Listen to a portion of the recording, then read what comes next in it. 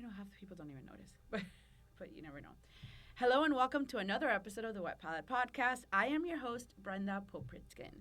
Today we are taking it to the 954. Fort Lauderdale isn't exactly the first city that comes to mind when you think of Michelin-level dining. But much has changed this year already, and my guest is one of the reasons why. Thank you. A South Florida native with a resume that includes cooking under Joël Robuchon in Las Vegas and helping launch the ambitious Moss at the Four Seasons Fort Lauderdale, Chef Jonathan Kaiser now leads the charge at Calusso, the jewel of the newly reimagined Pier 66 Resort. Welcome to the podcast. Thank you. Thank you. It's great to be here. When was the last time you drove down to Miami? I don't drive down to Miami quite often. Just on days off with the wife. So we'll go eat or go to Aventura a lot. Go to Motec just for the bread, basically.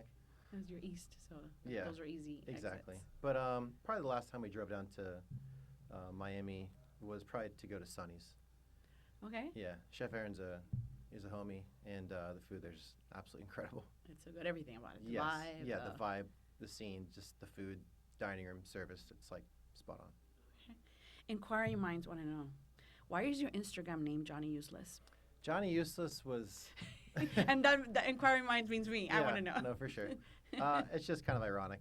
A friend was joking with me. He said, I had a whatever nickname, Johnny whatever it was.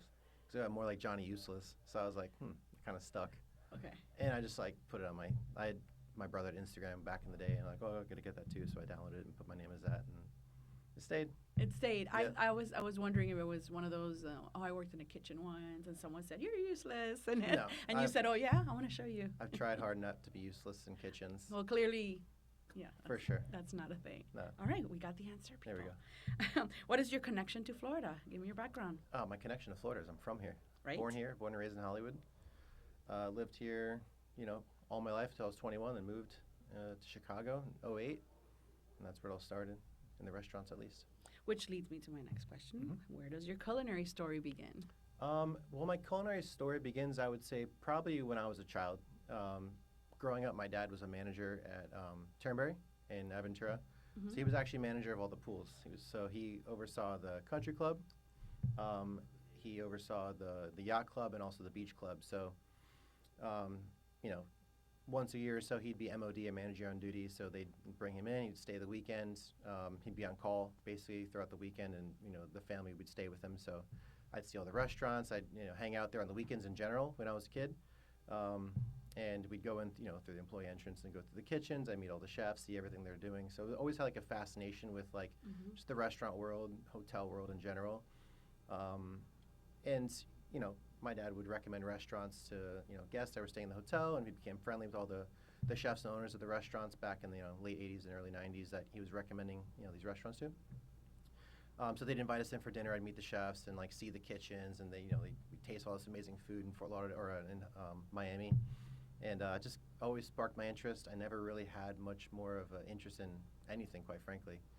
I had one job outside of restaurants, and that didn't go too far. So it's just always something I've been into. I've always as a kid, I would watch Food Network on the weekends. I'd watch East Meets West with Ming Tsai or some OG Emerald. Mm-hmm. And is that job, side note, that you said you were falling asleep at?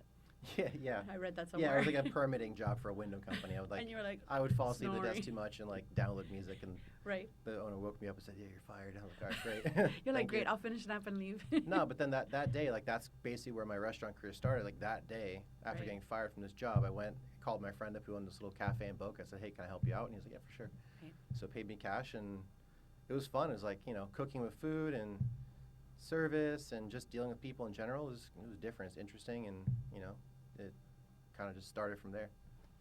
So you just started working in the kitchen from there, straight there, so you never did culinary school or anything like that? No, I went to culinary school. Okay. Proud to say I didn't finish, didn't graduate. I went to Kendall College in Chicago. I moved to Chicago in 2008. I moved there with a girlfriend at the time. But I wanted to kind of do something. I wanted to work in restaurants, and this was a huge opportunity for me to go really be in a big city I knew nothing about. I knew that there were amazing chefs there, but I was I never had exposure to that kind of thing in South Florida. It was fine dining wasn't really taking off at that point in 2008. And that was it. So I started working. I went to culinary school, that was a great opportunity. Met a lot of different chefs, made different connections in all these different restaurants, and just kind of started from there. Yeah. You staged at Alinea, or you worked So at Alinea? Alinea, it was a small stint. I had an opportunity to open up the aviary. Yeah, Okay. so that was cool. I started at Alinea for about a week, and they gave me the opportunity to either work there, work at Next, or work at the aviary. And the manager who kind of brought me into that project, his name was Jeff. He was opening the aviary. He was one of the cocktail guys there. So I was like, I'm working with him. He's my guy. So I opened that up. I was there for about 6 months. Oh. And I had a different opportunity to present itself, but it was cool being part of the opening team. It was super, super intense. The environment was very intense. It was cool to see like Chef Grant just like kind of like staring and focusing at something. It was interesting to see just like this master at work. And discipline. The discipline and all the stuff that went into it. Just also like not just discipline from him, but also discipline and like just the dedication from the team. Just seeing those cooks go through it like day in and day out was just like, I'd never like been exposed to something like that. And that's why I moved to Chicago. It's like to see those things and to kind of like take it all in and then bring it back with me wherever I ended up. So that was a really cool experience. How'd you get the connection? It was just a restaurant I did my internship at. One of the managers, Jeff, he started with their cocktail program and kind of made a connection with Alinea on his own, And he just texted me out of the blue and said, hey, you want to work at the aviary? I'm like, hell yeah. That's pretty damn cool. And like, this is not something I'm going to pass up. So yeah, 100%. I'm so hopeful we'll get an aviary in Miami one day. I'm not a fan, obviously, of like import concepts, but that concept would be so key in Miami, I think. Yeah, I mean, when I was working there, it became expediter, which was like a different like job into itself. I wasn't really I was in the service, but I was also in the kitchen too. So like I had a good rapport with everybody. And I remember the first night we opened, there was a line down the block, so it was like anticipation was really high. But then I remember the one night that we opened up the patio. And that's where everything kind of changed. It was like kind of a pivotal moment for that. I didn't even realize that had a patio. Yeah, it had a patio, and I'm not sure about it now, but I think it was 2010 or 2011 when it opened, and that was one of the hardest nights of my life. Just working, it was crazy. What made it so hard outside? Just like the growing pains of just like getting that cocktail lounge kind of up to that volume. Right. I remember there was one of the cooks was. Tightening the screw on the porthole. It's like the little see-through vessel thing. And I don't know if it is now, but at the time the glass was tempered glass, so she tightened it too tight and it exploded. So there was like little it's like breaking a car window. So there was like little particles of glass everywhere. We had to throw away all this mise en place, clear out all these glasses, like all this glassware had to go back down to dish. It has to all the get herbs washed. and yeah, whatever, it was just crazy. flowers so it was just one of those nights. It was like kind of fun. Well, now it makes for a good story. Yes. That day was probably like it was crazy. And then how did that connection? So then from there you went to Vegas? No. So Denver. Well, the Vegas connection kind of presented itself in Chicago. So after the aviary, I went and opened a restaurant called Tavernita with the chef Ryan Poli. He was a Chicago dude. I think he's in Nashville now, but I was sous chef for him for a bit. It's kind of a small place, large restaurant. I don't know if you've been to Chicago recently, but it's where Avec is now in downtown on Erie and LaSalle. So I opened that up. It was like 700 cover restaurant, like busy. But then I went to a restaurant called 16 in the Trump Tower. It was at the time a 1-star. That had a new chef, Chef Thomas Lentz. Is it still that same name? No. It's called the Terrace at 16, I believe. It's a different concept, kind of reconcepted. But Chef Tom they brought him in from Robuchon in Las Vegas, where he was chef de cuisine. Oh, okay. He had Will Dulé, who was like the GM from Alinea. Patrick Fahey was the pastry chef of this restaurant called Blackbird, as a 1-star. So it was just like this like combining of powers, and I saw it kind of happening like as an opportunity. So like I want to work there. So I messaged Will, who I knew kind of friendly with, through the whole Alinea and aviary experience. And he kind of helped me set up an interview with Chef Tom, and I did a stage. And it just worked out. It was incredible. That restaurant at 16 was the absolute hardest job I'd ever had in my life to this day. Just the level of execution and the absolute lack of willingness to like make any concessions is what like I had never been experienced that. There's like the standard was so fucking high. It was crazy. Like, I got my ass kicked day in and day out. You were very useful then. Oh, no. At times I felt very useless because, like, these cooks were so good. I had never seen cooks of this caliber, and just the chef was just so like just menacing and just like powerful and just like masterful in what he was doing.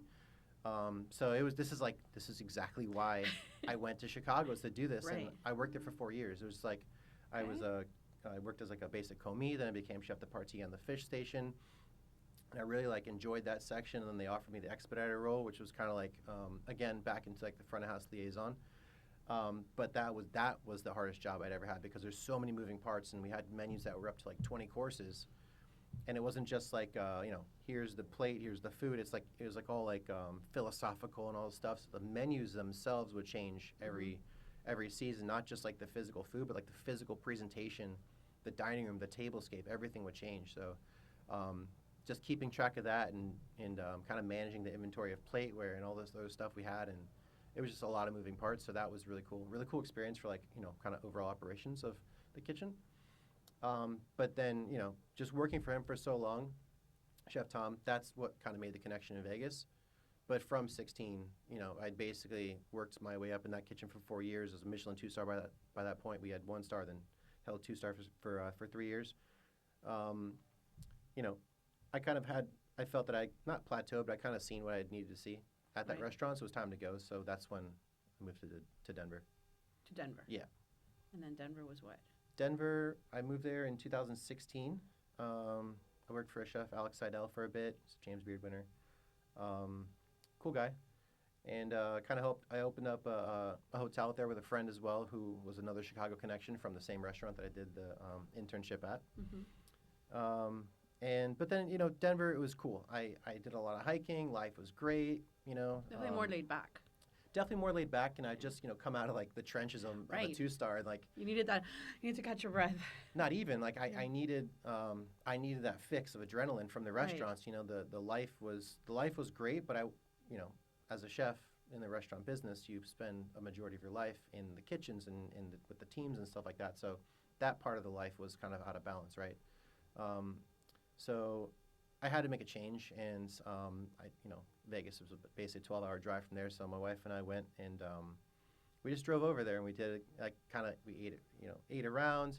I lined up a stage through Chef Tom at Robuchon, and I kind of wanted to like see what it was about, and it was incredible. Like it was like a world unto itself, not just Vegas, but like the restaurant, Robuchon. And it was at the Mansion, the 3-star, not L'Atelier, which is next door. But no, I mean, I had to work there. Like, there was no doubt in my mind, like, I was going to work there. And I just kind of made it happen. Like, I forgot how long it was between the stage and, like, actually moving there, but I remember November we were set to move in 2017, or 2018, whatever, 17. I didn't have the job yet. I was going to just, like, go there, like, figure something out, get a job, drive Uber, whatever it took until that position opened up. And about 2 weeks before we moved, Christoph, the chef there, called me and said, we have a position open up we'd like to offer to you. I'm like, done. Christoph, who's now in New York. In Dallas, Christoph Delelis. Not Christoph Belanca. Oh, okay, yeah. okay. Yeah. So, no, Christoph, he, great dude, good friend now. And he just opened his new project now in Dallas. But no, he offered me the position there, and I was a master cook. It's like basically just like the cook position below a sous chef, I guess you could say. So you got the mashed potatoes on I got them on lock. I'd been making those since 2012, and I was working with Chef Tom. Like that was just something on the menu. So those mashed potatoes have kind of like followed me and kind of haunted me wherever I've gone. And there's no way. Sorry, but we love them. Yeah, I mean, I love it too. There's no shortcut to it. That's the thing. It's like you have to make them right all the way, like from start to finish. Otherwise, it's just not the same. People replicate it and call it this on the menu, but like unless you've made it, especially made it in Robuchon, like you're just I don't know, it's not a thing. But so I started there at Robuchon as a master cook, and then a sous chef was going to leave, so I was going to move into that role, and then it happened that the chef de cuisine was leaving. So Christoph pulled me aside one morning when I got in, and we had a conversation. Like there's like this like fake outdoor terrace inside the restaurant. Have you been there? I have, but I don't remember the terrace. It's like the whole restaurant's modeled after a mansion, and so this is like the patio of the mansion, the terrace. Okay. It's like an outdoor seating. I saw by like the main room with the chandelier. With the big chandelier, and then velvet banquettes. It's just kind of flanking that room. And he told me that the position was opening up and he wanted to offer it to me. And I was like, holy shit, man, like, this is crazy. Like, there's like a lot of people that have worked here for a very long time that like I would expect would be kind of next in line. He's like, no, I just want to give it to you. I'm like, well, it's going to piss a lot of people off. Are you okay with that? He's like, yeah, it's fine. So it worked out. And I just like moved right into that role. So I was basically at Robuchon for 3 or 4 months and moved right into chef de cuisine. I was there for 3 years, just about, right before COVID. That's when I kind of left. But no, that experience was definitely a moment in my life that changed the trajectory of my career, like forever. Not just on the resume, but just like the standards and like what you kind of just like the way you held yourself, the way you conducted yourself with guests, the way you conduct yourself with purveyors as well. It was really cool, really cool experience. I often talk about my dinner there as one of my top favorites, and it was my birthday, or it was around my birthday, and they brought me an actual cake, a little miniature, but it wasn't like 3. It was 6-8 inches. The whole ass cake. It was a whole with flowers, and not just. I mean, this was insane. And you know, I was in a hotel, so like I'm like trying to take it back and put it in the fridge, but I was so shocked because I was just expecting a candle somewhere, you know, on a strawberry or something. They go all out. The place is proper. All out, but also the plating, the dishes, you know, all the details, everything. I mean, they have a whole custom line from like Bernardo of all these different, you know, porcelain plates that are made specifically for the restaurant. And so I think that was like 13, though. It was way before you were there. 14, 13. Yeah. And come to think of it, my first dining experience, my first fine dining experience that I didn't know, like dinner, life could be that way at dinner, was at Le Cirque. All right. In at the Bellagio? Around 07, 08. Yeah. So Las Vegas has a... You know, it's a hold on my heart when it comes to that. Vegas is incredible. It was by far probably my favorite place to live, not just for like the restaurants, but like the outdoor life and, you know, proximity to so many national parks. You have California, like 4 hours away. In addition to all like the world-class restaurants and shopping and all the perks of city life. But yeah, I think it's like kind of like a unappreciated restaurant scene out there. Like there's actually some really incredible restaurants and really incredible chefs, especially off the strip as well. You know, so I wish it would get more kind of recognition that it deserves, and one day I think it will. Probably needs a little. Well, for Miami now we're spoiled because a lot of the restaurants that you have there now, we have. Yes. So to go there now sometimes it's kind of like, okay, well, we have that. I'm not going to go there. But one of the things I always said about Robuchon, not L'Atelier, it's 2 different restaurants, is that they the guide left in around 2009. Yeah. And you had there were 3 stars at the time when the guide left. Yep. They still have. I looked actually today. They still have 3 stars on their. They still have the plaque out front. Well, the website. So that's why sometimes people, you know, Michelin is such a confusing topic to people. But so someone will go to the Robuchon website, and underneath the name, there's 3 Michelin stars, and it doesn't say anywhere from 2006 to 2000. It just says. So people are, you know, you'll look at that and say, well, they have 3 stars, you know, but. The interesting thing that I was going to comment on is that they've always conducted themselves the same. So whether the guide came or left, it is still a 3 Michelin star experience, even though technically there's no guide in Las Vegas. It hasn't come back. I would like to think that if the guide did come back, and hopefully it does go back to Vegas, that they would still maintain those 3 stars. But it's like, I think so. It's that restaurant in particular. It's like the perfect formula. You know, Mr. Robuchon basically had that dialed in, like, you know, you hit all these marks, you cook all these recipes, you plate it this way, this is the experience of the front of house. It screams 3-star. It's too good. It's way too good. I'm actually going next week and to Vegas, and I looked and they're closed Tuesday and Wednesday. Oh, that's the times you're there. The times I'm there. I'm there until Friday, but Thursday I can't, and Friday I come back. Got it. So it had to be Tuesday and Wednesday, and those are I'm like, no, I wanted to like come on, like repeat that experience again. So what was your biggest takeaway from that experience that still influences you in the kitchen today? The biggest takeaway from there is just like the absolute attention to detail and like kind of understanding like how far you can take that. I don't do that as much at Calusso because quite frankly it's too busy of a restaurant. But just like, you know, at Robuchon, you measure things literally to the millimeter on the plate. You know, the salmon for the it's like basically a salmon and caviar dish, smoked salmon. It's called the what's it called? You know, this is one of those edit moments. It's like the caviar. It's basically like it's like the fried egg you know, in brick dough with the smoked salmon kind of arranged on the outside with the dots of chloroform. They have it at L'Atelier too. Yes, exactly. Yes. The Royal or Imperial or something? Yeah, whatever the name of the ossetra they use or the caviar they use. No, but okay. No, I thought the whole name of them. I know. It's one of my favorites. Okay. So it's called? The Ouf caviar. So that was basically the dish, you know, the creme fraiche at the base. A lot of dots. A lot of little dots. Yeah, all the little dots. Those are kind of like, it wasn't really counted out like per plate, but I kind of had it like kind of counted out. I forget the exact number, but I remember the salmon was 5 millimeters, like, you know, cubed. So we had to take the salmon, we sliced it a certain way, whatever the number was on number setting was on the slicer. Yeah. We'd freeze it, we'd kind of arrange it, dice it, and we'd like measure all the pieces, and that's how it was, you know, on the plate, and it was plated a very exacting way. So just like taking those details, like measuring all these little batons, like on our cutting boards, you can't just sit there with a ruler all day because you're gonna drive yourself nuts.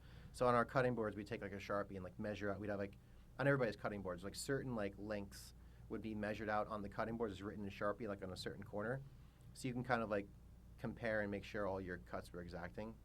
And that's just the way it was. So the sauce work was always the same. The way you would just like break your sauces with fats was always the same. It's just, it was just, everything was very methodical. Everything had a purpose. And that's kind of the biggest takeaway from that whole experience at Robuchon, was just the detail, for sure. Tell me how you feel about saucing. What do you mean saucing? Sauces. Didn't you, there's a quote somewhere that you said something like it's like so important or something like that. I mean, yeah, sauce is like. I mean, I know it is, but sauce is life. but you said something like. There's a quote of you somewhere talking about sauces. I don't have any quotes. I think it was probably during like a maiden. I think we did a maiden thing with Pier 66, and it was something like that. Like, just sauce is life. I like to quote like Sweet Baby Ray's, like sauce is the boss. Yeah, it's like it's what makes the dish, quite frankly, in my eyes. It's the first thing I taste. Oh my God. Yeah, it's like that, and there's like a shit ton of technique in it, right? So like it's not just like, you know, whatever thrown together. Sometimes it is like a pan sauce, but sometimes it's like it's very exacting. That's like the takeaway from Robuchon. Some sauces would take, you know, days to produce just to get a base for it, and then from there you do even more things to the base. So but with that, it was very consistent. That was the main goal, just consistency. I'm guilty of I'll go to a restaurant that maybe it's a 2 or it's a 1 and wants to be a 2, or a 2 and wants to be a 3, and they serve me, you know, something, whatever, and whatever's supposed to be in the middle, you know, it's kind of like. And granted, it could have moved when they put it down or whatever, and I'm kind of like, yeah. So it doesn't matter if I notice it, but if someone's going to go there judging you for the 3, I don't know how much it would weigh, but I'm kind of like, aren't you saying, you know, left and right that you want to be a 2, you want to be, I'm like, that thing has to be in the middle. Like you notice that it shifted on the plate or something? Or yeah, for sure. Like, I hate seeing that kind of stuff, like in photos. That would just drive me nuts. Right. On Instagram, like whenever I go on Instagram. Or like a drop of sauce or something. So before I take my photo and video, I'm like cleaning it for them. so that when I post it, no one says, hey, they didn't clean that plate. So I'm like, I shouldn't be doing that. Well, I mean, if you don't do that, you get good engagement because people are pointing that out. So whatever. Yeah. Actually, at Moss, there was, I posted this picture. What did I post a picture or a reel or something? And in the back, I guess I was at the counter, and in the back, in an angle, there was on top of the cabinet, there was a box of plastic wrap? Yes. I think I remember that. And someone said, why did they, you know, I hadn't even noticed that. I think it was a Chef's Warehouse plastic wrap, if I'm not mistaken. And someone commented on, and I looked at the picture and I zoomed in, and that's usually something I would notice. I didn't catch that. And yeah, someone was very like dismissive, like, oh, how, and I get it. You know, I get it as well. I mean, it's one of those things that's kind of like. Had I noticed, I probably would have. Yeah, it's like a visual, right? It's like using restaurant jargon at a table. It's just like a no-no. It's like it's not part of the luxurious experience. Like the guest shouldn't have to be, you know, shouldn't see the behind-the-scenes things like that. But at the same time, it's like I get it.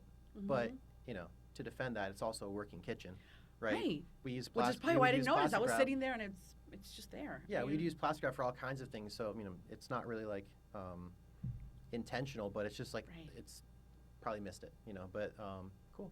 They feel good. They pointed out great. But yeah, I got more views because of it, because everyone was engaging in that. That's all that matters, right? Yeah. But I get it, because the angle that I shot the photo in, the kitchen looks, that's an incredible Kitchen's kitchen. stunning, yeah. So everything is so beautiful, and all the plates and even everything as the chefs were working and cutting and everything is spotless, and Oh, then God, it there's is, plastic wrap in and the now I background. can't unsee it. It's like an eyesore. I'm like, For sure. that was so bad. I'm pretty certain we fixed that I'm immediately pretty after sure that. that's never. And actually, every Yeah. time I sit now, I always look to the corner, make Yeah, sure you're always checking for the there's plastic nothing. wrap. There's no more Not there. plastic or anything for that. At Mas, speaking of, you were part of a high-profile, successful opening with Chef Ryan Rentino. Yeah. What was that creative process like, and how much of you did you get to put on the plate? The creative process there was pretty awesome, actually. Before I started there, I retreated from Vegas to Key Largo for That's right, COVID. Key Largo, yes. Yeah, Let's so talk about Key Largo first. okay, Yeah. cool. I was working at basically when I left Vegas, my parents were living in Key Largo, so we kind of just retreated there. Ah. It was closed off basically from the outside world, so like that was basically the best time in the Keys. There were no outsiders really, like people visiting, so it was like very quiet. The restaurants were still open, but we were just like go fishing and like I was like working on my neighbor's boat as like we would catch bait fish and just sell them to like other fishermen and stuff like that. And I had this gigantic beard. I had like the gnarliest sunglass tan line. Like I was a total Florida man, So Florida man. but after a while, it kind of like grew old, and I wanted to. Yeah, it's very sleepy there. It's very chill. Yeah, it's sleepy exactly. Except for when the tourists come down. But I wanted to work again, so there is like basically blackened mahi and like mango salsa is like the thing. Pineapple. Papaya. Kong fritters and stuff. And Yeah. I did not want to do that. So I was doing like private dinners. I started cooking just from family friends. I saw that. Three star. It was like En Maison Cuisine was the name of what it became. Okay. I had like my own little company, and it was kind of taking advantage of the fact that like these people wanted to go out to dinner to host their friends and celebrate whatever it was, but they couldn't go out to dinner, so they wanted like kind of like a restaurant experience in the home. So I was doing that, but it was basically like I would literally just take over their kitchen. I put my linens down, as a pass in the kitchen. I tape everything down. I did all my prep at home, but I would do finishing stuff at the home. And I had like all my purveyors I'd use from Robuchon I was using as well. Like all the caviar would come in, the truffles, all that kind of stuff. So, I was like, it was funny. I could be in Key Largo chasing down the FedEx truck on my bike with my sunglasses on, trying to get like a $2,000 box of white truffles off the FedEx truck, like in my neighborhood. Like, probably no one's ever done that in Key Largo. Right. So, yeah, I did that for about a year, and it kind of became a grind, and things started opening back up. So there was kind of less demand, so I needed a real job. So I worked at Ocean Reef Club, which is like basically this like enclave in Key Largo. It was the second best rated private club in the country. They have their own private airport, hospital, schools, all stuff. So that was our own little world. But it was cool. I met a lot of great chefs. Like Aaron Brooks is an example from like all the chefs series dinners they would do there. So even though I was in this like little private community, I still had a lot of good exposure to all these like local chefs, which was very helpful down the road. And it was just kind of like I'm too young in my opinion to work in the private clubs. I kind of felt at times like I wasn't able to like do what I wanted to do, But not to knock Ocean Reef, it was a great opportunity. I love all those guys down there. They're great people, and the members, some of them are really, really cool. Some are crazy. Do a collaboration now. Some are cool. Oh, I would love to. I would love to. Anytime they want to have me back, that'd be great. But no, from there, it would always slow down in the summer when people would leave and go back up north. So one of the things they let me do was they wanted me to go stage somewhere, so I want to see something new. So I'd always kind of follow Jaunt on Instagram. Yeah.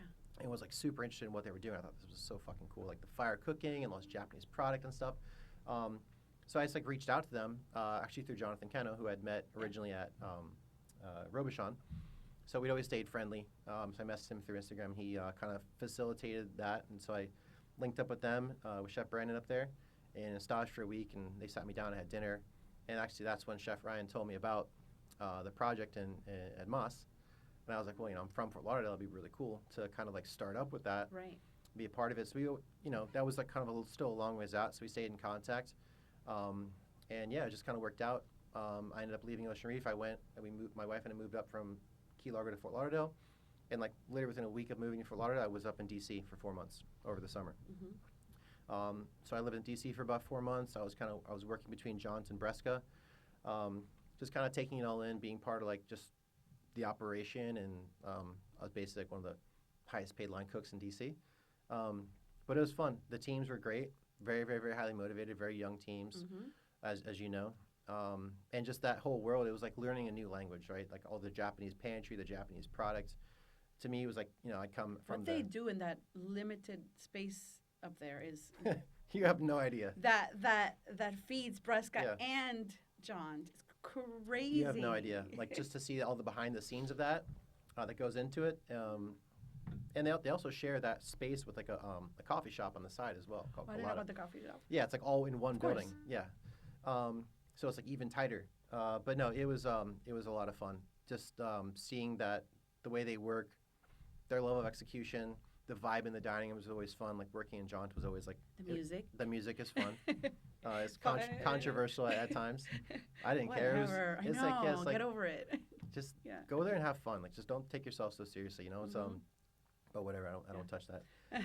But no, it was just a cool vibe. You get to talk to diners and just like watch people have a great time while you're cooking some cool ass product, and like the cooks were great. It was awesome. And then the creative experience, like when we came back down to do Moss, kind of the cooking didn't really start until like a few months in. It was still very much a construction site when I arrived back down. I think that was in September before the opening. That's when like the Maltinis were going in, so I was kind of helping like make sure everything was installed properly and kind of looking for like little like fixes or punch list items we needed to kind of add on to make sure that like the kitchen was going to be operational. Getting the Demant grill in was one of the craziest days ever. That thing was so gigantic. It actually launched one of the dudes that was bringing it in. Like it fell in a way and launched this dude off the dolly like in the air. It's crazy. But it's not one piece, is it? Yeah, it's like one piece. That's one piece. I thought it was like three joined together. No, it's like one solid piece. So it was seeing that thing going. It was pretty crazy. But yeah, I was just there for the hiring, the bringing in the smallwares, bringing in the plates. The plates came in like absolute last minute in the rain. That was fun. But the creative process was cool. They had their West Coast culinary director, Chef Ian. You know Ian Scaramuza? The dude is an absolute gangster. Like, you want to talk about like a 3-star chef? Like this man will be a 3-star chef. There's not a single doubt in anyone's mind that ever like encounters this guy. Absolute G. So he was very heavily involved in it, and I was kind of, honestly, like I kind of took a back seat in it because I just wanted to kind of take it all in. These guys were speaking a different language, and I kind of gave input where I felt like it was appropriate, but no, it was really cool. Like the product and the menu, and I'm sure you ate the first version of the menu. I was extremely proud of that menu. It was very, very high quality, very well executed. I mean, who opens that way? I mean, nobody. Like, who opens at that level? Yeah, it was like. Right, that's what got me. Who opens? Like, where are the growing pains? I mean, I'm sure on your end there was, but for me, I'm sitting there like, this is pretty damn perfect already, and it's like the first week. No, it was badass, and just like working with Chef Ryan, he's like a fucking trip. That guy is awesome. He and I just got along really well. He's just a funny dude. He's fun to be around. He's fun to cook with. Super smart. Like, one of my biggest takeaways from him is not just like the cooking, because we kind of speak the same language in a way, like, with like the French technique and all that, but just like the business acumen that he has and he's kind of developed throughout the years.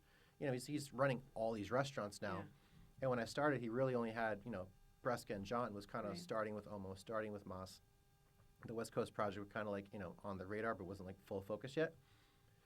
So kind of like talking with him and just like how he treats the purveyors, like how he works with them, and kind of like he calls it beating down the purveyors, beating down the companies, kind of get the best price out of them, negotiate with them, like develop like all these relationships. One of the things that was like crazy was like all the vendors that we set up at that restaurant. I had like a list of like all the contacts and like all the credit apps we had to send out. It was over 70 different companies. Some were for specific like items, but it was just like all the specialty purveyors we had, all the specialty product that was coming in, all the WhatsApp chats with like the buyers in the Toyosu market in Japan. I'd never experienced things like that. So just dealing with sourcing, dealing with all the companies that we would work with, that was one thing I really took away, and like I still use that to this day as like how to like negotiate with these guys and like get the best price and like what's best for the company, Or like him hopping on a plane to go get shrimp or something in California for that opening, for that was media. For the boat show. No, not the boat show, for the you had like a friends thing, like a cocktail thing, like opening week or something. It was just like, and I went to the table and they're like, Chef Ryan got on a plane just to bring these back because nobody could ship it, Yeah, so he just went to get them. There was no deviation. Because that's what he wanted. He wanted exactly. that one, and that's what we got. I mean, that's it. And it was cool because, like, he has this great relationship with all the, the Japanese companies that they work with. And I think they're now some sort of partnership with like the Ministry of like, not agriculture, but like some Japanese ministry that deals with like tourism and food and stuff like that. So he's kind of like a spokesman for them, like an American representative of that. So they always bring him out to Japan. I can't speak for him, but they bring him out often. He does these dinners and stuff out there. So that was like kind of a cool relationship that you can kind of like see. And with that, you get just really, really pristine product. And this, like the way they do business in Japan was just like incredible. If there was something that was not right, they would they understand your standard and they would make the call for you. Like, we have this subbed out for you today. If you don't like this, they're like, if it was more expensive, they'd charge you for like the price at which you thought you were getting. It's just good business. It was really cool to see that and be exposed to that. And then from there, so I go to dinner. Yep. Saturday night. And then Monday, you're like, hey, I'm leaving. I'm like, no, wait, what? What happened? You were just there Saturday, and now you're not. What's going on? Oh, at Moss? Yeah, Moss. Yeah. Moss. I'd been with the company all in for about a year and 1 month, which for me is kind of a small stint. It's just one of those things, like Moss brought me to Fort Lauderdale. I swear to God, I would never come back to South Florida in general, but COVID brought me back. So it kind of is like this like little pathway kind of kept presenting itself. But the Pier 66 was never something that was like kind of on my radar. I honestly, everybody has a story about Pier 66, like they'd been there with their family, or like people went there for you said you went there for a wedding. Yeah. I had never been there. I'd always just like driven past it. It was always just like this landmark that was there, and like you just knew it. It was right by the port. Yeah. But I had seen they were hiring all this stuff on Instagram, but I didn't really pay it much mind because to me like before it was like a Hyatt, so I'm not gonna like go work at a Hyatt. I don't know much about that, fine dining, like Yeah, you only do Four Seasons. Who wants to work at a Hyatt? For sure. I'm not gonna go from a Four Seasons to a Hyatt. Please. No, but it was funny because the managing director there, Colin O'Callaghan, he was actually the GM of the building of the Trump Tower. So he was, Mr. O'Callaghan was like, the guy when I was there at 16. So it was a cool connection. He reached out to me and said, or actually Chef Tom, who we mentioned, who was my chef at 16, said, hey, Colin's looking for, a chef at this location. He'd love to reach out. He called me, but I passed. I want to put you in touch. I know you're down there. I'm like, oh, cool. I had no idea he was down here. Like, this is pretty cool. So, I just wanted to like check it out, see what it was about. I had no intentions of leaving, with Moss at the time. But I just wanted to kind of touch base with him and see what he was about and just say hi to the man. He's a cool ass guy. Yeah. So he told me about the project, and I met with him and the GM of the hotel, and they told me about everything they're doing, and I had no idea what was going on. And my God, this place was like just so impressive and just like beautiful. And the level of quality and execution and like just the vision they had was just so like different from everything in South Florida, everything I've ever been a part of. So I was like, I have to get involved with this. So that's kind of how that started. They've mentioned Calusso, and that's kind of became my project. I oversee Pier Top as well as Soda Grande, which is like the marina restaurant. But Calusso is like my baby. So I was super involved. Like, what's the behind the name Calusso? It's basically like a play on the word like lusso. It's like Italian for luxury. Oh. I don't really know where the "ca" came from, quite frankly, but it's kind of a take on that word. So it's just like luxury to the max. It's just luxury to the max. Yeah. Okay. Yeah. It's just like it's just they didn't give you those stats. What's that? They didn't give you those stats. No. The marketing team. No. The marketing team did not approve luxury to the max.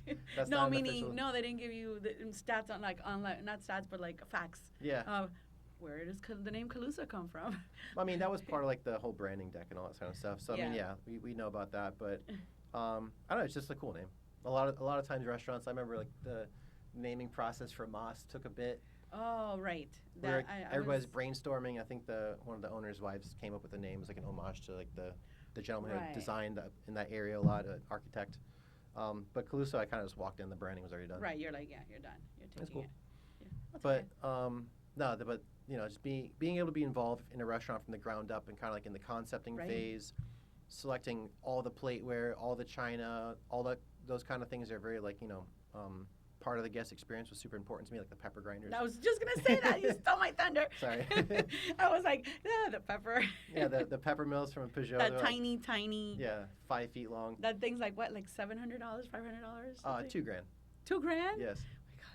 Oh my God. But yeah, I was like, it's just fun. It's like one of those things. It's almost like a Bart and G thing, quite frankly. It's just like a fun, silly, like, I don't know why, just people like it, and I just liked it. I knew that would be a thing. It's like a comedy, like pause, almost Yeah, like it's like because let's, it's like, let's oh, not take ourselves seriously, you know. yeah, Let's have fun. yeah. That's it. Everything else is very legit. People don't think it's like Bart and G. Like, yeah, don't get me wrong. We're not there no. play games. We're definitely very serious about what we do. Yes, except that's just like a fun touch. It should be fun. It should. Yeah. You should have a good time in that dining room. Yeah, every time it comes out, everyone's like, starts Photos, laughing, photos. Yeah, it's the Instagram moment. Exactly. No, we're very, very serious about what we do at Calusso. The food is really thoughtful. The menu's like, it's actually kind of like, in my opinion, like a larger menu. There's like a lot to choose from, especially now we go into the season, kind of ramping up. But it at the same time, it's luxury, but you should be having fun. You should not feel stuffy. You should not feel pretentious. You're there to relax. Like we even have like drum and bass in the dining room. Like this beautiful view that overlooks the marina, and you see this like the most like amazing view of downtown. Like I just love being in that space. The kitchen's open. You get to kind of experience like a bit of like the kitchen. If you're sitting in proximity to it, you might catch a few F-bombs. Not F-bombs. You can actually edit that out. No, I can't. A kitchen without an F-bomb, is it really a kitchen? No, that's not what we're doing though. But it's just like it's live. It's real. It's a proper kitchen. It's a lot of fun. The cooks, a lot of them actually worked with me at Moss's, the opening team, and they end up leaving, and I kind of like stayed in touch with them. So like I have a lot of people around me that are like they know how to like work with me and know what we're looking for. They kind of have the same vision. But yeah, we're just really like I'm having a good time there. How was the summer for you guys? I know summer wasn't that bad. In general, things turned down in the summer. We kind of just like scaled down the menu to an extent to kind of make it more reasonable. Did you do Dine Out Lauderdale? We did do Dine Out. We are still doing it actively, but we kind of just incorporated things from our menu, and it's been great. Excuse me. The weekends have been really busy. We also take this opportunity at Pier to kind of like we're not just like kind of slow and retreating to our shells. We're using this opportunity to like plan for the rest of the year. So we're like setting up all these activations, like all the menus through the holidays are basically complete. We have a series of wine dinners coming up at Calusso we're hosting with a bunch of winemakers, which I'm sure you'll be first to know about, as well as some collab dinners. So we're definitely like, I want it to be like, I want to build this greater sense of community in Fort Lauderdale. Kind of seeing it like where I'm from and seeing it evolve has been really great. And kind of being a part of that evolution as best as I can has been really fun too. Who designed that menu? The actual like menu with the clip. The menu, with the. So that was one of the things. Button, the press button, whatever you call it. The clip. Our art director Ro, and I designed that menu. We designed all like the little like touches like that. Right, so I love them. One of the things that we kind of took inspiration from was like we had been tasked with creating the menus, right? The physical menus for the entire property. So like my restaurants, Pier Top, Soda Grande, we did that. But Calusso, I wanted to be kind of special. So I kind of took inspiration from like, who are the people that are coming to Calusso? Like how do they arrive there, right? There's a beautiful, gigantic marina that we have there with all these amazing yachts. So these people can fly in from a jet, come from the airport, they can take a boat in. What are the things that kind of like travel with them? No. Like I'm like, I didn't see it. No, they can come from the airport, right. From so close to the Fort Lauderdale airport, or they can come in on their yacht. Like, but what I was thinking, like, what are the accessories and things that travel with them, right? So, what looks like a menu, like a notepad. So I started looking up like luxury notepads, for example, and one that kind of stuck out was this like leather bound notepad from Hermes, and it has this like little magnetic clip and stuff. I'm like, clip, right? Yeah. So like this is like something I want to take inspiration from. So we used all of our different branding and like all the collateral we had, patterns and whatnot, and we kind of just made that happen. So like the little clip is magnetic with the C on it, opens up, and you have the menu there. It's real leather, right? So we're very, very careful about the sourcing. We take care of it really well. I like just, as a chef, like olfactory things. So like it smells like leather. It does, yeah. But we have different versions of that menu. We have there's a cloth one, right? Yeah, so we have like it's like a little like panel menu for like the dessert menu, but we also have a gluten-free menu that's specific, like tailored to gluten-free. We have a dairy-free menu and a vegan and vegetarian. And so I made sure those like little auxiliary menus were made from vegan leather, right? So if you're looking at your vegan menu, like you shouldn't be touching leather. Like that's like a thing, right? So I didn't think about that. it's just like a thought, you know? So Right. like we have those little ones that do that. We also have like our check presenters are again along the lines of like those things that travel with our guests. So it's like when you think about someone presenting a check or like credit cards, like a wallet would be where you put your credit card. So it's like a little like elongated like wallet that we present, but has like a really cool zipper, has a Calusso on it. It's like textured. It's also leather. It's like really plush. So that's like another like little. We treat them like as accessories, not just like little menu. I appreciate all those little details. Is there a dish that's emerging as a favorite? I'd say the Iberico Pluma is probably one of the favorites with the eggplant. Let's see if I photographed it. Yeah, that's the cobia. That's definitely one of my favorites. For those listening, there's a slideshow going on behind us as we discuss all this stuff. Yeah, the mushroom tart, which is pictured right there, I call it the Robuchon pizza. So good. Yeah, it's definitely a hitter. It's kind of under. The amount of layers and textures in that was. Yeah, it's fun. Yeah. It's fun. Now, I would say the Pluma is probably one that's kind of emerged as like kind of a fan favorite. We haven't taken it off the menu, and I don't intend to. The octopus is really good. We're going to have some sort of a version of like a foie gras, which is basically back on the menu now. So, yeah, I'd say that's, and also the snacks. The snacks are kind of something that we kind of like just stuck with. My favorite, yeah. Yeah. Please don't take away the snacks. No, they're fun. They're not going anywhere. It was fun. It was fun kind of coming up with them. It's kind of like playful reinterpretations, like classic type things, you know. I was talking to a chef friend who has snacks on the menu. He wants to take them out. You're listening. Don't take them out. No. So, that was a whole thing we had. His argument is he feels that everyone loves the snacks so much that it's really hard to compete to keep that excitement going after, you know, you come to the table with this beautiful the little box and all the little just knickknacks that go with the snacks, and then you move on to, you know, like the next whatever app or whatever. It's not as exciting. Sounds like he needs a pepper grinder. That's like 5 feet long. Pepper grinder. So I said, well, so that he said he's going to he's going to make, instead of like 3, 4, he's going to have like 1 or 2 snacks only. And then the snacks for me were like kind of like I had to sell them at Calusso, like to like the powers that be. We had to kind of like make the case for them to kind of show them that they're like kind of a driver in, you know, in sales, but as well as like a driver in like experience overall. We had to kind of like carefully work it into the spiel the way it doesn't become another course, you know, because you'll basically have people in the seats for that much longer if you have it as a course and just like prolongs things. You don't do as many covers, yada yada. Don't you notice that people's faces light up when you bring out the snacks? Yeah, it's crazy. Like especially when obviously you come in, but like I bombard the table with all this stuff. It's like an adventure. It is. You don't even know where to go first. It's so fun. Yeah, you kind of take people off guard, and that's where you really kind of get them to kind of like, you know, like sit back and really enjoy them. You have them in your hands, and then you just don't fuck it up from there. But that's his argument. He's like, how do you go from there from the snacks? You know, I don't really have that formula, but it's just have fun with everything you do. You know. Yeah, that's a fan. Okay, how would you describe the soul of Calusso in your own words? The soul of Calusso. Like one word. Like the concept or something like that, or just like Calusso. Calusso. What's like a word? A word embodies it. I mean, luxury, I guess you could say. It's just like the overall experience is super luxurious. The chairs are super comfortable. The like the name, super luxury. Yeah, Lusso, exactly.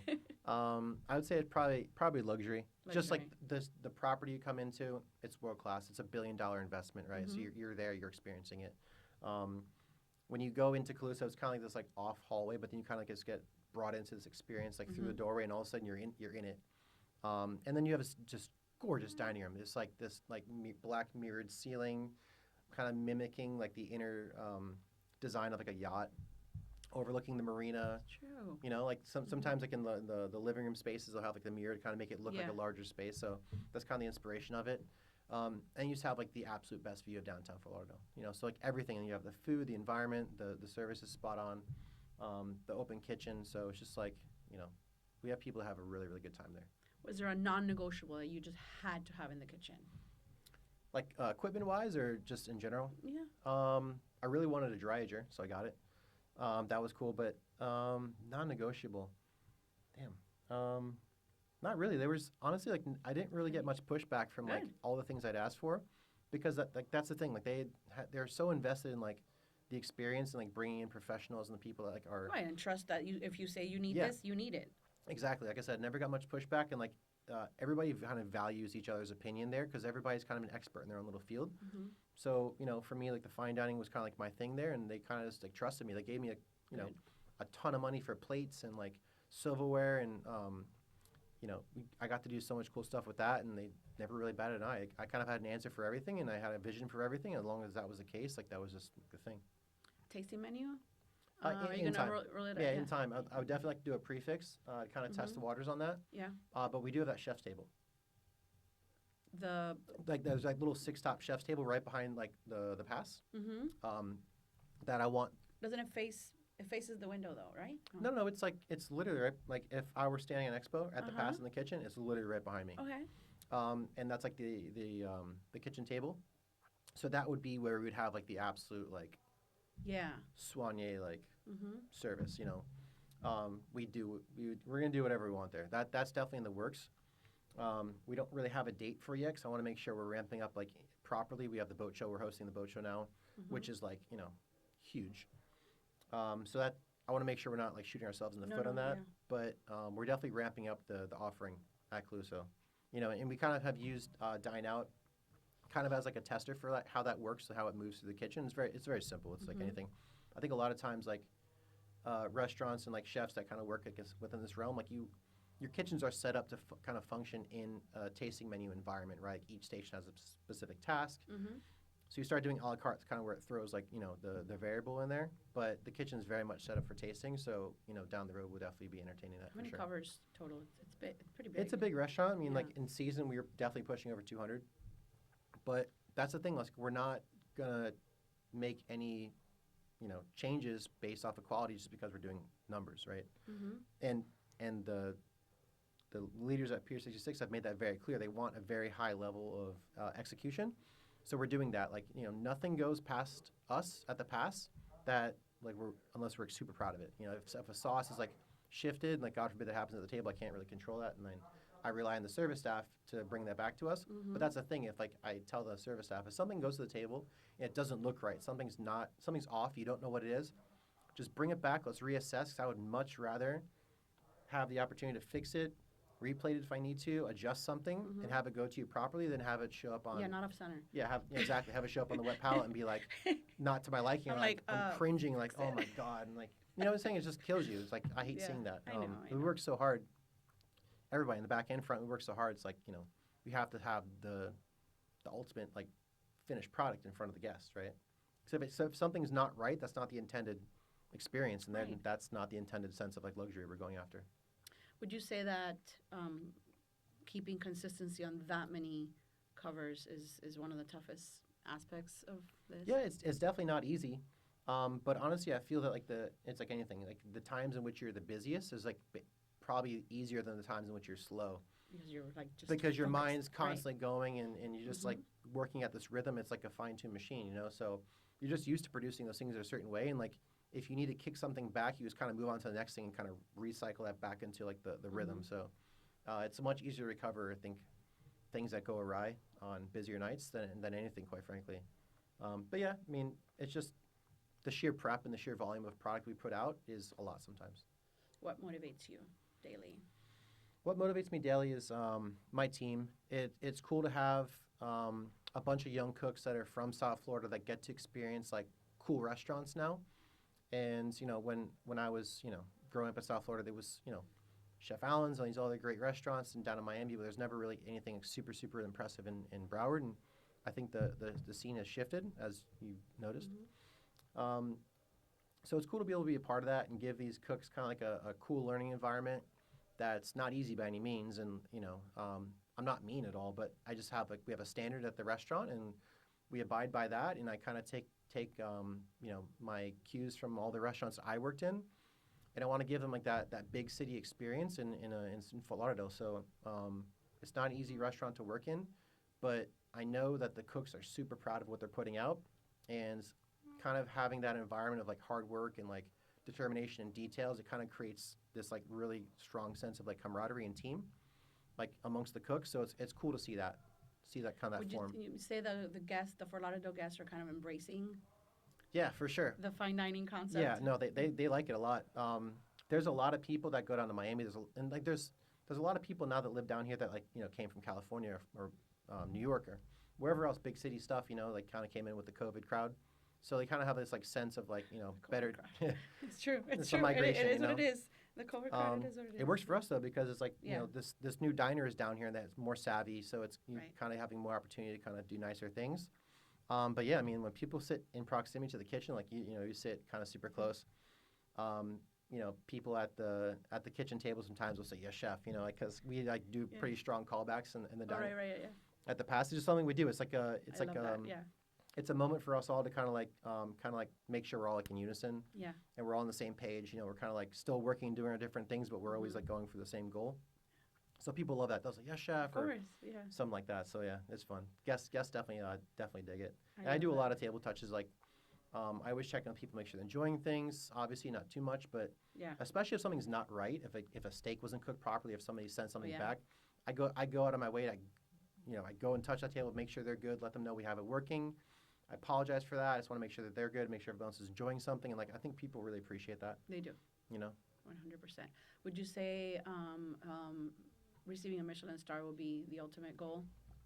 I mean, the ultimate goal is having my own restaurant one day, Mm-hmm. but I would never want to jinx anything. We Right. definitely work hard, and it would be great to receive that sort of designation if we're lucky enough, and if the stars align, literally. But I never make promises to the team. You would be a fool to say, "Oh, we're going for Michelin star. You should work for us," because then you're gonna look like a complete asshole when it doesn't happen. No, you can't do that. But let's just say like we work very hard. I'm very proud of what we put out. Given the experiences I've had in my career so far, Right. we work at a very high level. And if we were to kind of if we were to one day receive that, one day whenever it is, I'll be very happy to accept that. That'd be a complete honor for the team. So like just to have everybody be a part of that. And I've been a part of those teams that have received 1 and 2 stars and just kind of worked at that level. Yeah. It's a good feeling. It feels really good. It's a really big impact on a young cook. For sure. Yeah, I was gonna say like what would it mean, but yeah, it would be amazing. And yeah, you should. Thanks. Who do you think is the greatest chef of all time? Jesus, the greatest chef of all time. All time. Probably my mom. Aw. No, my mom's a great cook, great home cook. She definitely Mashed potatoes. like proper mashed potatoes from like Michigan, like good down home cooking. I don't know, but like restaurant chef, I couldn't answer that question. There's so many different people, there's so many different influences. Like it's not really a fair question, quite frankly. I'm sorry. I don't know. I couldn't tell you. Yeah. On paper, I think maybe Mr. Robuchon just because he had the most stars at one point, but if that's your definition of a great chef. I don't know. It's whatever you think it's a. For sure. It's a great chef. What are some of your restaurant pet peeves when dining out? Restaurant pet peeves, not having the table marked when the food arrives, not having silver on the table, bent tines on a fork I know are a big no-no, water glasses empty and need to ask for water glasses. That's something I kind of harp on at every pre-shift is like hitting those basics, and I see you breathe heavy because it's just like it's a thing, right? That can really completely ruin someone's night, and I've seen it happen, needing to ask for things. That sense of luxury, it's almost like not just anticipating the guest needs, but providing things that they didn't even realize that they needed. They're just like reading the body language. If someone's cold in our dining room, I know you like a cold dining room. If someone's cold, we have pashmina. Yeah, we have. I'm like, and restaurant notes, the reservation notes, do not sit me. It's July. Indoors with AC. Yeah, I want your coldest spot. For sure. Thank you for reading. Yeah, but we have pashminas on hand in case somebody's chilly. Yeah, you're like blame her. No, but it's not even that. But like just those things. It's just like, not just anticipating guest needs, but like having things on hand and knowing. Yeah. The experience that you're trying to provide, and like. It sounds weird. Someone told us me in the past, don't let the guests get in the way of their own experience. Like you kind of understand what they're in store for. Mm-hmm. Just kind of ensuring that the guests are kind of on that journey, and the intended experience is really important. So anything that kind of like offsets that is a pet peeve of mine. What did you say about the fork? Like the bent tines on the fork, like the little like. Right. If one of them's like bent. Oh. And you eat off that, it's my like, gosh. it just throws you off. Yeah. It's like, I don't think I've ever even noticed that. Thankfully, good. Thankfully, anywhere. Yeah, chip plateware, chip glassware. Okay. Just those things are kind of like, it's like tagged out. It's like you're out. Those things is like when people, when restaurants, like I get it sometimes like a Some restaurants is kind of cool. You can appreciate that, like Larb Thai in Fort Lauderdale. Right. Yeah. I was just there this last week, and the place is incredible. But I ate my pad Thai off a chip plate. Like, I'm fine with that. Right. It's authentic. But to go to a restaurant like Calusso or like a restaurant like You're Moss, expecting something different. Exactly. Right? A different experience. Exactly. That's so funny. Sorry. What is your... Well, no. Where do you love to dine in South Florida? I know you said Sonny's. Sonny's is badass. Yes. Larb, I go there a lot. Mm-hmm. Anybody listening, I highly recommend Larb salad or Larb Thai. What time do you go? I go typically around 5, so we can kind of get in quickly, like 5 on a Monday. 4 or 3 is like good. Like everyone starts like crowding. 5 on a Monday is good. We went there on Monday, Sunday at 7. We waited for 45 minutes. It was fine. We just chilled outside and just the weather was great. I have a very strong conviction that I feel the crispy duck salad at Larb Thai is probably the best dish in South Florida. It is probably one of the top 5 dishes I've ever had in my life. It is absolutely perfect, top to bottom. Yeah. It's incredible. Fucking incredible. Yeah. So, but where else do I like to dine? I don't know. It's just, there's this, it's kind of like, it's kind of goofy. There's an all-you-can-eat sushi place in Pompano called Miyako. Okay. And it's just all like... you can eat sushi. Hell yeah. It's just like, just get down and eat. Like, I'm not super like, I worry at the all-you-can-eat places. No, but the place does volume, so they're running through product. It's always fresh. I actually got Ryan Ratino to eat there one time.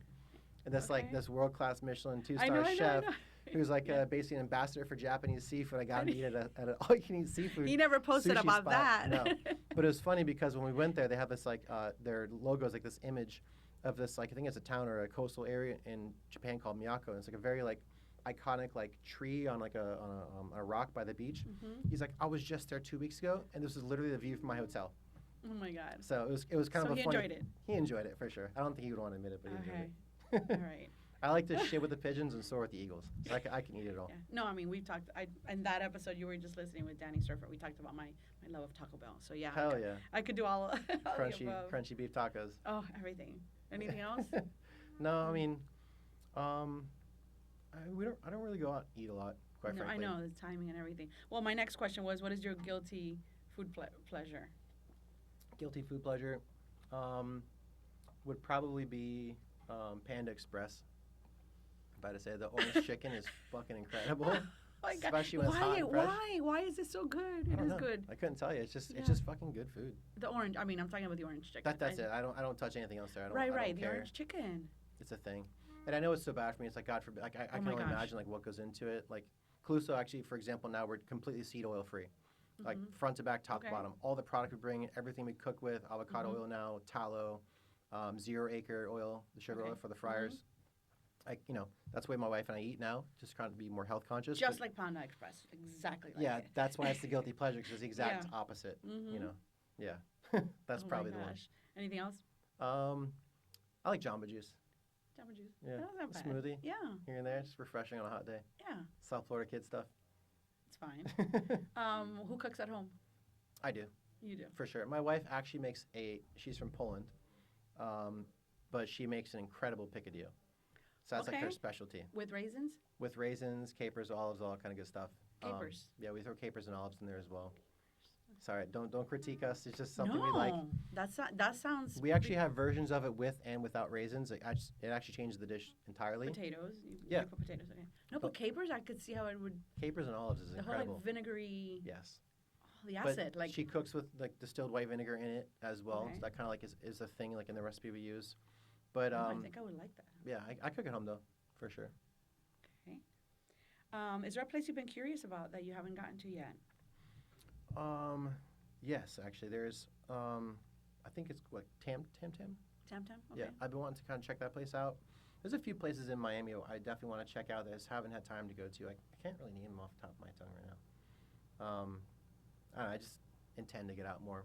We're going to be going to Dubai in a week or so to visit my family there, so I'm excited to see the food scene there. From Key Largo to Dubai, or the different side of the family? Oh, yeah, no, other side of the family, my wife's side, but we'll be checking out some food out there, so I'm excited to see that. That should be interesting. Yeah. What do you like to do on your limited time off? On my time off, we go to the beach a lot. Just chill out. We go hang out at the mall. We just be as much outdoor as possible. You know, get some sun on the face. It's important. Chill by the pool. Just try to relax. No hiking here. No, no hiking. No real hiking. No real hiking for sure.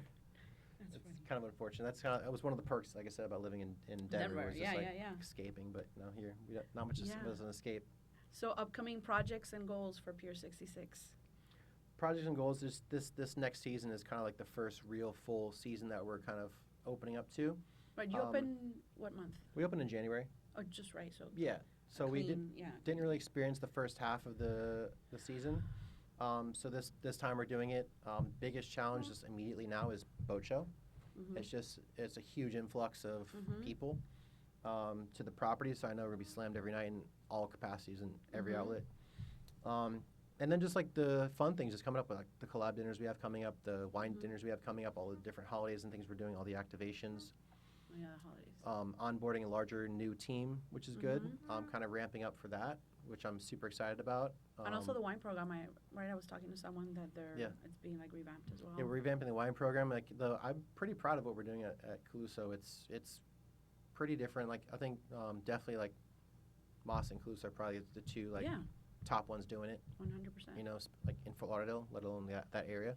But it's cool. There's a lot of energy there. The new Omni Hotel's opening up across the way at the convention center. That's like a $3 billion project, if I'm not mistaken. So it's like a lot of energy going into that corridor. So it's fun. It's a huge opportunity for South Florida to just like grow. Yeah, no, I get it. I agree. Not stoked on the traffic though. Yeah, or getting the bridge. Yeah, the bridge. I think it's a great equalizer. You're like, but it's so pretty. You get to at least look at the water. But yeah. I think it sucks getting caught out of it. Yeah, that Omni, that location, it's crazy. It's huge, like 800-room hotel. Right. Big boy. That is going to back up traffic all the way to, what is it, not U.S. one? Yeah, it's federal. Yeah, U.S. Federal. one. Wow. Is there anything I haven't covered that you would like the listeners to know? Not really. I think we kind of went into a lot of detail. Just, you know, trying to raise awareness for the restaurant in general, kind of lure people up from Miami and let them know we're doing things. It's surprising, like a lot of people we encounter that had just heard about Pier or just been there for the first time or haven't been back since they went, ages ago. So it's cool to kind of touch those tables and meet those people. But just like getting the word out, just in general for like the dining scene in Fort Lauderdale is really important. I think people don't really understand what we're doing. Obviously, Moss has the star now, so that's kind of like something that brings people up to the area. But there's a lot more around there in general, and a lot of good people cooking. Chef Brandon at Evelyn's is a great friend. He's doing something really special there. Moss obviously is doing their thing. We talked about the Catherine had a great meal there one time. So there's like LARB. There's a lot of great restaurants that are doing really cool stuff. So it's definitely worth the journey. Tell me about the cheese dessert. As you know, I'm obsessed with that dessert. That dessert, and I'm super transparent about it and open, and just kind of like the way you work through your career and you kind of take inspiration from people and places and restaurants and chefs. That is an absolute throwback to my time in D.C. From having a meal at a restaurant called Lutece. And I'm a savory chef. You know, I don't have much of a sweet tooth besides the Jamba Juice. I don't really seek out desserts. I don't really I like to save as much room for savory as possible, so I don't really go into that end. But I remember we went to dinner there one time and somebody ordered it. They sent us out desserts and it looks so simple. It is so simple. You're like, it's just cheese. But holy shit, when you get down to you have to eat it with all the layers. Yeah. It is probably the best dessert I've ever had in my life. Like, it is the best dessert I've ever had in my life. It has everything. It has the texture, has sweetness, has salinity, the creaminess from the cheese. It's perfect. It's absolutely perfect. So there was just an opportunity to kind of I don't know shit about, dessert menus, quite frankly. I know what I like to eat. I don't know the technicalities of it and stuff like that, admittedly, so that's probably my greatest weakness as a chef. But I know what I like, and I like that dessert a lot, and I want to kind of pay homage and kind of recreate it and still be super open about it. Yeah, that dessert is just absolutely incredible. So we went through all these different versions, like a honey semifredo, and incorporating the honeycomb as far as the caramel, the kind of the texture you get from caramel. And there's the certain shaving of the Comte. I don't even think we have the right size of the Comte shave, quite frankly. I'm still trying to figure out what microplane or what kind of tool they use to kind of get that beautiful almost like a ribbon. Right, like curls. Yeah, because if you were to microplane cheese on top, it would not have the same effect. You need to have those. You'd have too much cheese, so you have to have the right ratio of cheese to the dessert itself. So it's kind of a work in progress, but it's funny. It's like a really like polarizing dessert. People either like, majority of people love it. It's super unexpected. If someone's like, in the restaurant, they're loving it, I'll send that to them kind of like as a way of like, like a little gift. Like, what the hell is this? And like, they eat it and like, holy shit, this is incredible. So we like put a little bit of sea salt in there. But some people absolutely hate it, and it's fun to like watch that experience and watch the people go through that. And Maybe they just don't like that cheese. Yeah, I mean, Comté is Comté. It's like, right. It's one of those things. I mean, like, it's very like not pungent, but like it's. Yeah, but like if someone like, for in example, your face. Like, we recommend that people eat it, get all the layers, right? Like, get out down to the bottom. Oh, you only have the top. Yeah, if you're eating cheese, like what the hell is this? And like there's a like spoonful of cheese, right? It's like, I mean, I love obnoxious amounts of cheese, but yeah. But I can completely understand someone like not going to want to eat that. And they don't get the honey or they don't get the exactly, sweet part. So that's the guests get in the way of their own experience. So it's like on us to kind of explain the intention of how to eat it. But no, it's just like one of those things. It's like love it or hate it. I love it. It caught me off guard. I didn't know, and I looked at it and said, wait. This looks familiar, but I'm so... Food test, DC, the restaurant's so incredible. Thankful to have it here. I don't have to Probably get in a plane America, ticket. That's probably America's most deserving of a star, that restaurant. That place is I do love it there. incredible. Yeah. It's amazing. Well, Johnny, thank you so much. Jonathan, whatever. Oh, sorry. Jonathan, thank you so much for chatting with me today. I look forward to celebrating, hopefully, with you next spring during the next Michelin ceremony. Thank you so much. As always, thank you, the listeners, for tuning in. And until next time, ciao. Bye. Bye. That's it.